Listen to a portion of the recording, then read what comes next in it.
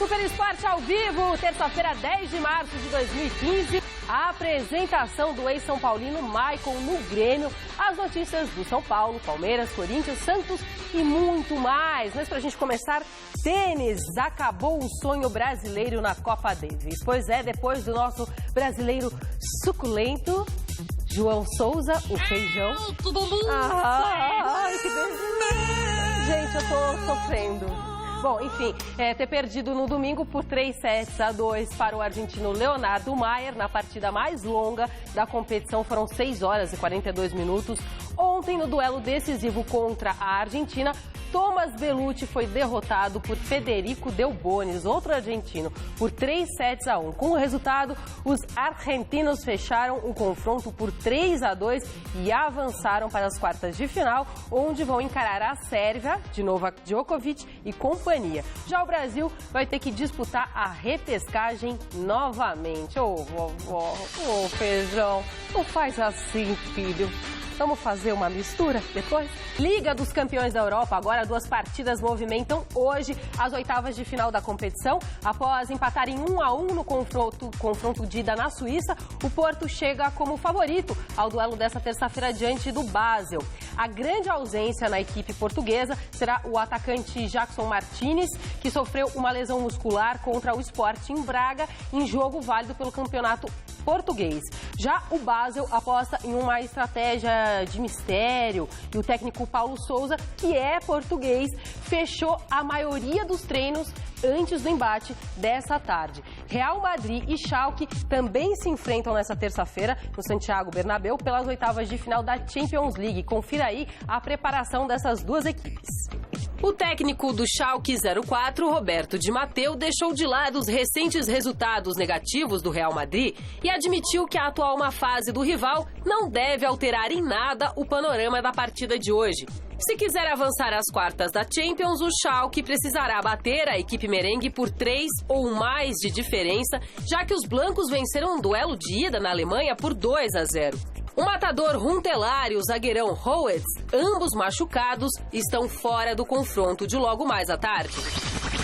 Mesmo desgastado fisicamente e a um cartão amarelo da suspensão, o meia Toni Kroos está confirmado entre os titulares do Real Madrid. Além de Kroos, os comandados de Carlo Ancelotti ainda terão o retorno do croata Luka Modric. Modric havia sofrido um problema no tendão da coxa esquerda durante o duelo entre Croácia e Itália, válido pelas eliminatórias da Eurocopa 2016. Já Sérgio Ramos, que treinou ontem com o grupo pela primeira vez desde o início de fevereiro, segue fora. Para tentar espantar o fantasma da crise que ronda o Santiago Bernabéu, o Real Madrid entrará em campo no tradicional 4-3-3, com Cristiano Ronaldo, Gareth Bale e Karim Benzema no ataque.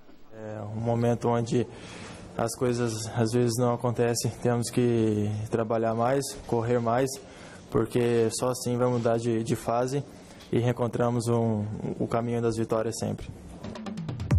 Ai, meu Deus do céu. E ontem em Porto Alegre, o ex-São Paulino Maicon foi apresentado em seu novo clube. Qual? Grêmio, lá de Porto Alegre, muito bem. O meio-campo falou sobre a pressão que enfrentou aqui no Morumbi, em São Paulo, e sobre a expectativa de trabalhar com ele, o nosso querido Luiz Felipe Scolari, o Felipão.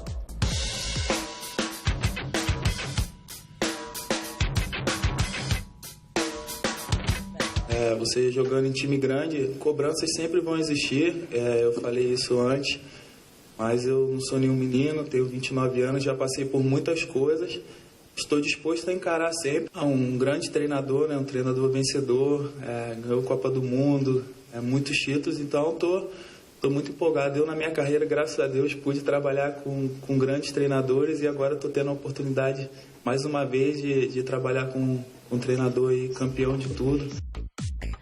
Ô, Garrafa, gostei. Achei que ele ficou bonito com a camisa do Grêmio. Eu ia falar do Internacional. Nossa, bom dia. Bom dia, Anitta. Tudo bem?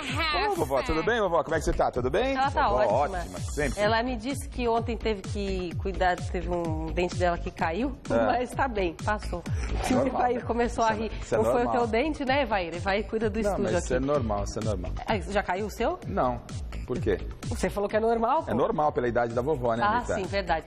Então, e o Grêmio, o Michael diga. no Grêmio, o Grêmio no Michael, então? Não é no vai Internacional, ser? tá? Não. Quase, né? Não. Olha, eu acho o seguinte, eu entendo que é um jogador que ainda cabia dentro do São Paulo. O São Paulo vacilou no sentido de ter liberado o Michael. Cedeu a pressão da torcida, o São Paulo está com um elenco com algumas dificuldades ainda, o Muricy não achou o time, né? Nem tanto por culpa do Muricy, porque ele testou várias fórmulas, mas o time não engrenou ainda. E o Michael era uma dessas peças, porque nós temos que entender o seguinte, a temporada ela é muito longa, Anitta, ela é muito longa. Então você precisa ter um elenco de qualidade, e não dá para desprezar. No nível do nosso futebol, não que o Michael seja um grande atleta, excepcional, um gênio, nada disso, mas ele é um bom jogador, jogador de qualidade e jogador que poderia ajudar muito ao São Paulo. Mas o clima azedou, a situação não ficou legal, melhor para o Grêmio, que faz uma contratação... Pode continuar?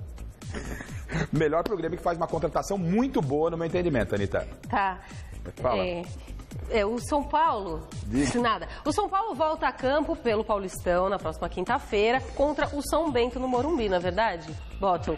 O que eu ia falar, lembrei que a coisa de torcida vai ter problema em todo o time, né? Então, Claro. no Grêmio, no São Paulo, em qualquer Antes time. tarde do que nunca, Não né? é? Então, a memória o São Paulo tá falhando também, né? Isso é normal também. O São Paulo vai pegar o São Bento, então a gente vai falar agora ao vivo com o nosso querido repórter, o Fernando Gavini, que está lá ao vivo, vai trazer todas as informações do Tricolor, que ontem não pôde contar com o Muricy Ramalho no treinamento, né? Porque foi fazer alguns exames.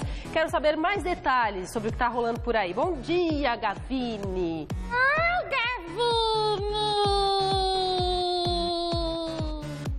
Bom dia, Anitta, bom dia, Garrafa, bom dia a todos que acompanham o Super Esporte. Falamos ao vivo aqui do CT do São Paulo. Estávamos ali pertinho de onde o São Paulo faz o seu treinamento, mas começou a chover, tivemos que correr aqui para trás, para um lugar seco, para que pudéssemos participar aí do Super Esporte ao vivo com vocês. Pois é, momento conturbado vivido pelo São Paulo neste começo de temporada, um time que no Campeonato Paulista, contra as equipes pequenas, foi bem, conseguiu bons resultados, chegou a golear, mas nos testes reais contra times grandes, times fortes, em clássicos, o São Paulo não foi bem. Empatou com o Santos na Vila Belmiro em um jogo em que poderia sair derrotado, só não saiu porque o Rogério Ceni fez uma grande partida, 9 defesas ao todo, algumas delas muito difíceis, e depois 2 jogos contra o Corinthians que deixaram a torcida extremamente decepcionada. Na estreia da Libertadores, derrota por 2-0, onde o São Paulo não conseguiu criar chance nenhuma, foi completamente dominado pelo adversário, e depois, nesse final de semana, nesse domingo, derrota por 1-0 também para o Corinthians no Campeonato Paulista.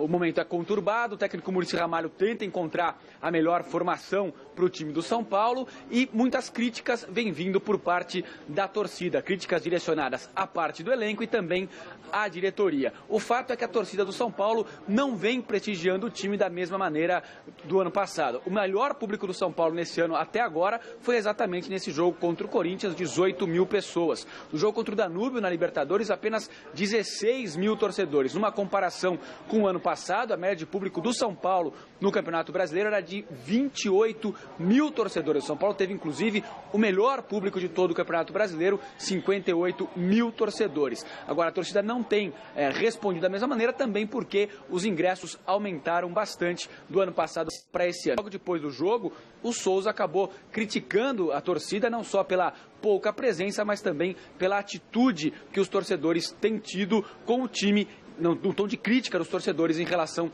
à equipe. Agora, ontem o Michel Bastos veio conversar com a gente, saiu em defesa dessas declarações que o Souza fez e também falou a respeito do técnico Muricy Ramalho.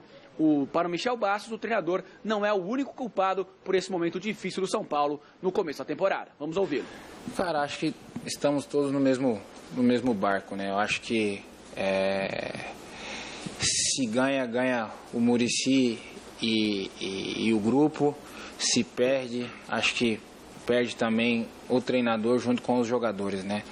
Eu acho que, como eu falei antes, hoje querer culpar o treinador, querer culpar tal jogador,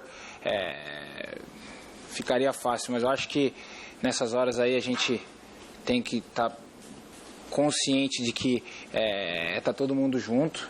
O Souza estava como eu, como os outros jogadores, bastante chateado, frustrado por mais uma vez perder um clássico da maneira também como foi. Acho que o segundo jogo você tomar um gol com 10 minutos já no primeiro tempo e tendo que buscar o resultado, você acaba saindo de campo chateado, frustrado, irritado, aí você fala muitas vezes certas coisas que acabam gerando um pouco de polêmica, mas nós jogadores sabemos que sempre temos que dar a mais dentro dos treinamentos, dentro dos jogos. O Muricy cobra isso, sempre cobrou, está sempre cobrando, ainda mais agora, nesse momento que a gente precisa dar um algo a mais, que a gente precisa melhorar. Então a gente sabe, a gente se cobra, a gente tem a nossa autocrítica, né? Mas como eu falei, não adianta agora eu ficar aqui expondo o vestiário, que é um vestiário muito bom, um clima perfeito como era no ano passado. Eu acho que, lógico, não estamos jogando o mesmo futebol que jogamos no ano passado, mas com certeza a gente tem plenas condições de voltar a jogar aquele futebol e ser aquele São Paulo que acabou fazendo uma boa temporada ano passado. Deixa eu aproveitar, Anitta, o Gavini, que está lá no São Paulo, para a gente realmente saber o que o Muricy vai fazer, o que ele está planejando em relação ao jogo contra o São Lourenço, que é daqui a uma semana, daqui a 8 dias, não nessa quarta, na outra. São Paulo, Gavini, tem mais 2 jogos ainda pelo Campeonato Paulista antes desta partida contra o São Lourenço. Ele vai preservar o time titular, trabalhar o time titular para aquela partida ou vai colocar esse time em campo? Tem alguma novidade a respeito disso, Gavini?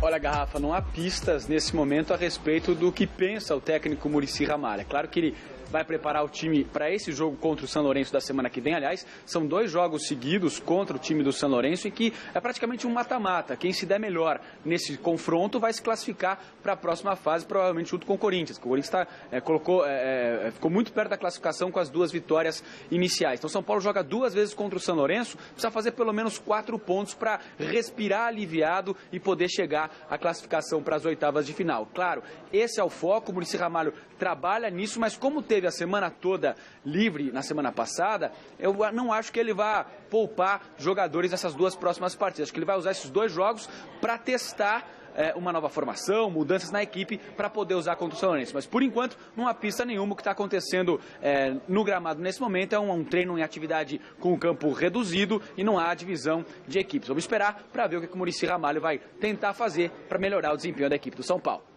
Muito obrigada, Gavini. Mais informações, então, 6 horas da tarde, no Gazeta Esportiva. E a gente deseja que esteja tudo bem com o Muricy, que ele está fazendo alguns exames relacionados àquela questão da diverticulite que ele tem, né? Que afastou ele do futebol ano passado. Palmeiras agora, nessa segunda-feira, o Verdão atingiu uma marca histórica no seu programa de sócio-torcedor. O Avante superou o número de 100 mil sócios e o clube passou a ser o segundo do país a alcançar tal marca. Está só atrás do Internacional.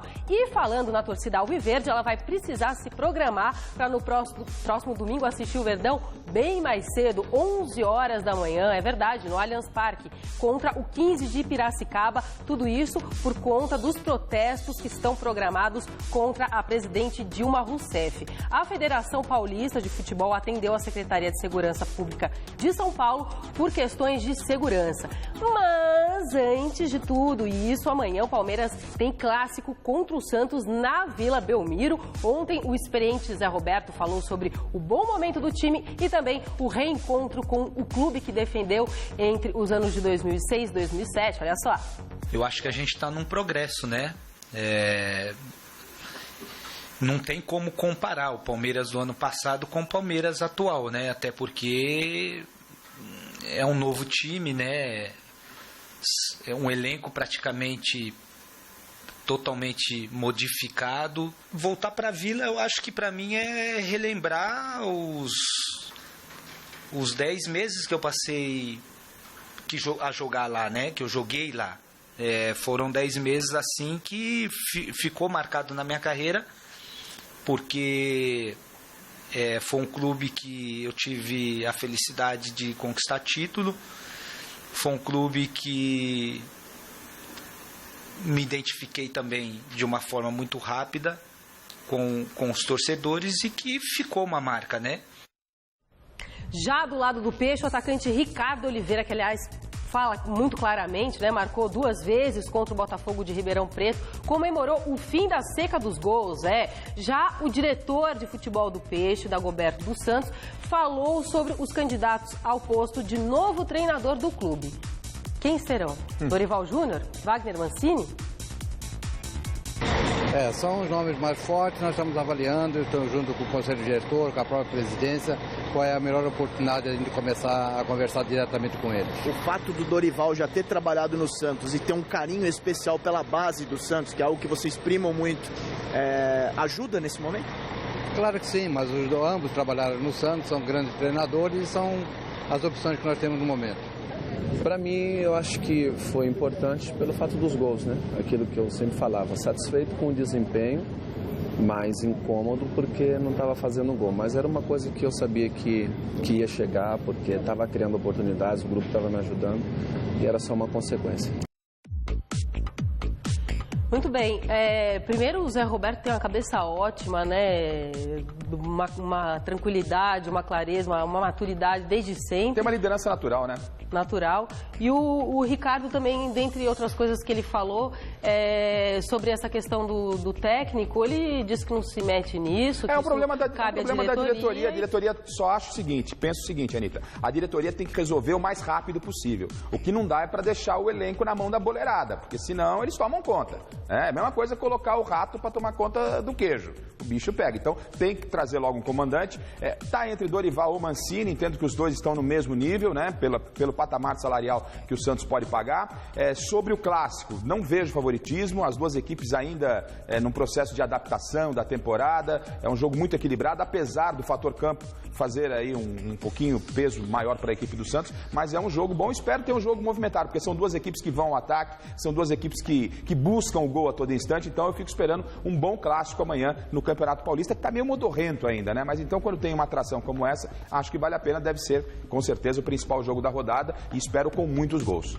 Muito bem, e o Timão vai voltar a campo amanhã contra o São Bernardo, pelo nosso Campeonato Paulista. Ontem quem conversou com nós, jornalistas, foi um ídolo do clube que brilhou no clássico do último domingo contra o São Paulo e vive grande fase. O Fernando Gavini, que apareceu agora há pouco, conta pra gente quem é.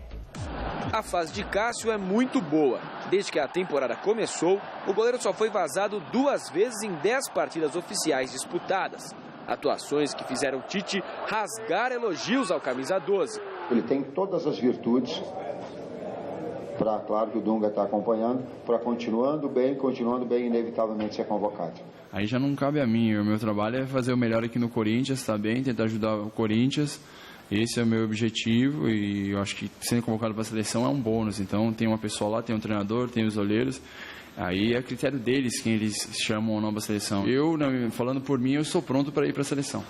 Palavras de Tite que reconhecem o trabalho do goleiro, que fica chateado quando ouve dizer que defendeu porque o batedor executou mal a cobrança. Desmerece um pouco o trabalho, né, do goleiro que defendeu. Porque se eu tivesse caído para o outro lado, ele tinha feito o gol, então, né? Então, como vai vir outros goleiros, o jogador bateu mal, geralmente quando bate meia altura, que é uma defesa teoricamente mais fácil, num pênalti, falam que o cara bateu mal, mas e se o goleiro caísse para o outro lado? Para defender um pênalti, não basta, na hora da cobrança, escolher um canto e contar com a sorte. Existe toda uma equipe por trás para trazer a maior quantidade de informações possível para que o goleiro possa tomar a melhor decisão na hora do jogo. Tem pessoas por trás, tem um estudo sobre onde os jogadores batem. Aqui a gente o pessoal é muito competente sobre isso, eu tinha uma lista e tenho sempre a lista dos jogadores onde bateu o último pênalti, como cobra, então tem uma lista bem detalhada. A defesa fez Cássio sair como herói do clássico de domingo, não só por ter sido contra o rival São Paulo, mas também pelo fato da cobrança ter sido feita por Rogério Ceni, um dos maiores ídolos do adversário. Por ser clássico, assim, né, pela situação, jogo, é legal, assim, ter pego o pênalti do Rogério, que para mim é um exemplo de carreira.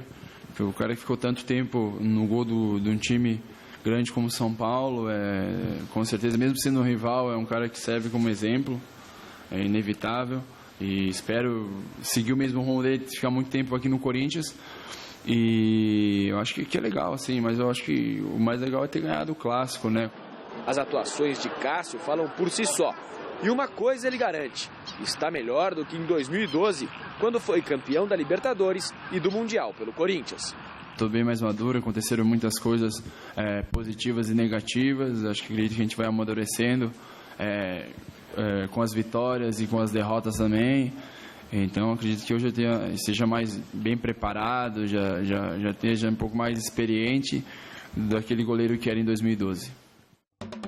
Olha, Watson, eu vou dizer pra você uma coisa. Eu acho que já estava na hora, sim, dele ser convocado para a seleção brasileira. Já passou da hora, né, Watson? Não, acho que é um processo natural, Anitta. Não tem que precipitar. Deixa acontecer naturalmente, como diz a música. Se tiver que chegar o momento do Cássio, vai chegar. A seleção ainda foi para sua primeira convocação agora. O Cássio está realmente não crescendo. Foi um dos destaques no Clássico contra o São Paulo. E o Cássio está bem centrado. Disse exatamente o que deveria dizer. Estou feliz no Corinthians. Não me desespero por seleção brasileira. Se ela vier, óbvio, ele vai ficar feliz e vai dar sequência no seu trabalho. Então, o Cássio está no caminho correto, entendo que é por aí, assim como o Corinthians. O Corinthians começou o ano muito bem, né?